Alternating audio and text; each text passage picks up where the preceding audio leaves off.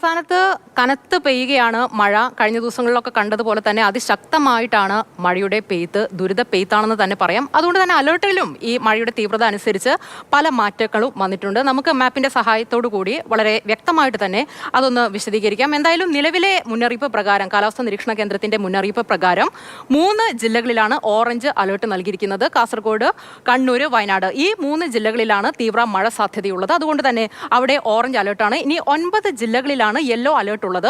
പത്തനംതിട്ട മുതൽ കോഴിക്കോട് വരെയുള്ള 9 ജില്ലകളിലാണ് യെല്ലോ അലേർട്ട് ഉള്ളത്. മലപ്പുറം, തൃശ്ശൂർ, പാലക്കാട്, എറണാകുളം, ഇടുക്കി, കോട്ടയം, ആലപ്പുഴ, പത്തനംതിട്ട ഈ ജില്ലകളിലാണ് യെല്ലോ അലേർട്ട്. അവിടെ സാധാരണ ഗതിയിലുള്ള മഴ പെയ്യും. കൊല്ലത്തും തിരുവനന്തപുരത്തും ഈ 2 ജില്ലകളിൽ നോക്കുകയാണെങ്കിൽ നിലവിൽ മഴ മുന്നറിയിപ്പില്ല. അത് അതുപോലെ തന്നെ തുടരുകയാണ്. പക്ഷേ മഴക്കെടുതിയുടെ കാര്യത്തിൽ ഈ ജില്ലകളിലെല്ലാം ഒരേപോലെ തന്നെ കെടുതിയാണ്.